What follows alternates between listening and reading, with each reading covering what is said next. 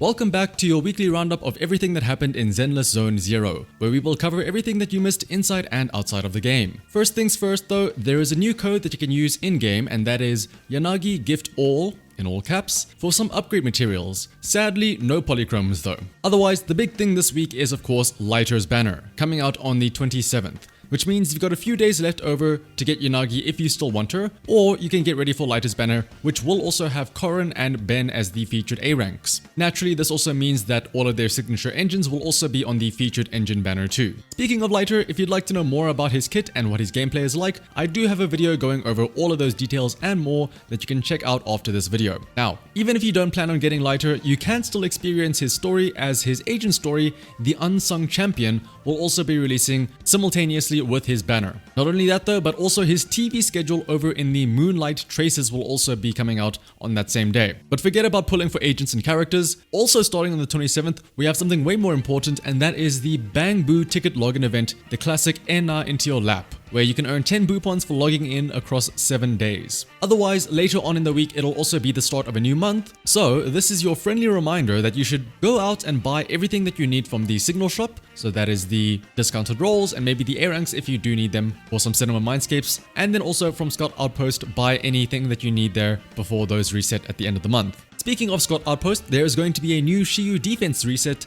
and of course, since Lighter will be the featured agent, the buff is going to heavily favor Lighter, or stunner agents in general. To be specific, the stage buff is that your agent's impact increases by 20%, and when stunning an enemy, all squad members recover 20 energy and have their attack increased by 20% for 20 seconds. What's more though is that while the enemy is stunned, the damage multiplier on them increases by 10% per second, up to a maximum of 60%. Boy, if only there was an agent that could extend the stun duration to take advantage of this, huh? That'd be crazy, wouldn't it? Now, as for the social media side of things, there's only 2 events at the moment, both of which revolve around Lighter. The first is a retweet event for Lighter's trailer. As usual, by following the official Twitter account and retweeting the post linked in the description below, you stand a chance to be one of 20 people who will win a Bang Boo Finger skateboard charm. And for the artists out there, a Lighter fan art contest is also running all the way up until the 19th of December, where you can submit your artwork featuring Lighter, and doing so could earn you up to 5,000 polychromes as well as $300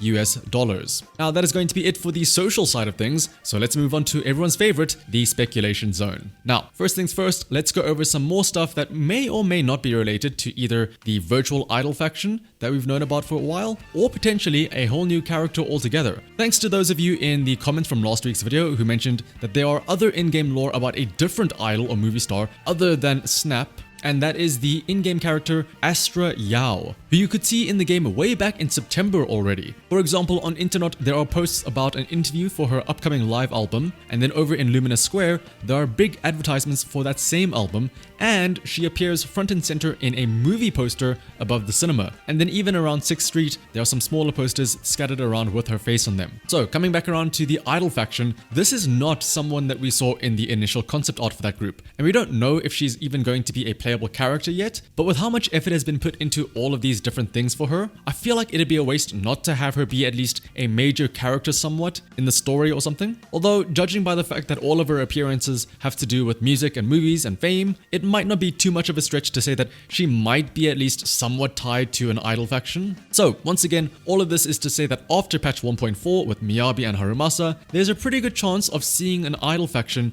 and an idol-based story in patch 1.5, especially because, again, if we go off of trends, it feels like the even number patches are the major story points in the game, while the odd numbers are sort of a side story, or special chapters to be specific. And if 1.5 is going to be another one of those side story-like chapters, then unless idols are somehow the secret clue tying together all of the crazy, like the lockbox with Pearlman and then the Hollow Zero lore in the main story, I think it'd make sense to have a quote-unquote filler chapter in 1.5 be with some of these idols and stuff like that. Now, on the topic of future patches and how even patches are typically the main ones with bigger updates, for those of you planning on saving for Miyabi, which I imagine is a lot of you, I imagine you're also going to be pre-farming a lot for her, and there's nothing wrong with that. In fact, it's encouraged, because if you pre-farm for her now, you can use her straight away when you pull her. However, one or maybe 2 words of caution I would say is that, again, if it is anything like patch 1.2, which was also a major story patch, it is possible that Miyabi might require new Notorious Hunt and Expert Challenge drops, similar to how Bernice and Caesar used the new materials in their own patch. Now thankfully though, with the ability to spend extra stamina to exceed that 3 per week limit,